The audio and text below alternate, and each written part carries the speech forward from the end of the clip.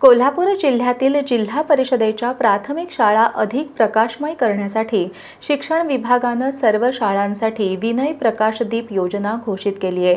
कमी प्रकाश असलेल्या जिल्ह्यातील 22 तर विजेची कोणतीही सोय नसलेल्या 4 शाळांमध्ये प्राधान्याने ही योजना राबवली जाणार आहे। खासगी शाळांच्या तुलनेत जिल्हा परिषदेच्या शाळा हायटेक करण्यासाठी शासन विविध योजना राबवते। मात्र दुर्गम आणि डोंगर भागातील जिल्हा परिषदेच्या प्राथमिक शाळांमध्ये मूलभूत सुविधांचा अभाव आहे। शिक्षण विभागाच्या आढावा बैठकीत काही शाळांमधील वर्गखोल्यांमध्ये पुरेशी प्रकाश व्यवस्था नसल्याची तर काही शाळांमध्ये विजेची सोयच नसल्याची बाब लक्षात आली। त्यानंतर या शाळांच्या वर्गखोल्या प्रकाशमान करण्यासाठी तसंच विद्यार्थ्यांना सुरक्षित आणि अभ्यासासाठी पोषक वातावरण निर्माण व्हावं यासाठी शिक्षण विभागानं विनय प्रकाश दीप योजना घोषित केली आहे। कमी प्रकाश असलेल्या जिल्ह्यातील 22 तर विजेची कोणतीही सोय नसलेल्या 4 शाळांमध्ये प्राधान्यानं ही योजना राबवली जाणार आहे। आज शिक्षण विभागाच्या आढावा बैठकीत जिल्हा परिषदेच्या काही शाळांमधील वर्गखोल्यांमध्ये पुरेशा प्रकाशाची व्यवस्था नसल्याचे निदर्शनास आले।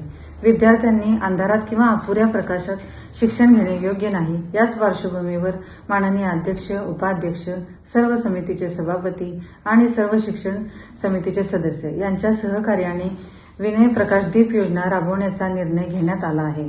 या योजनेअंतर्गत ज्या वर्गखोल्यांमध्ये लाईट नाही तेथे नवीन LED लाईट बसवण्यात येतील, तर बंद किंवा नादुरुस्त लाईटची दुरुस्ती करण्यात येईल। तातडीने जिल्हा परिषदेच्या प्रत्येक शाळेतील प्रत्येक वर्गखोली प्रकाशमय करण्याचा आमचा संकल्प आहे।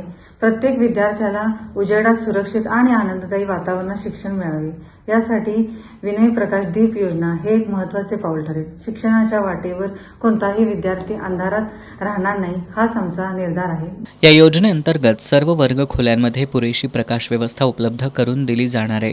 आवश्यकता असणाऱ्या खोल्यांमध्ये नवीन बल्ब, ट्यूब बसवले जाणार आहेत।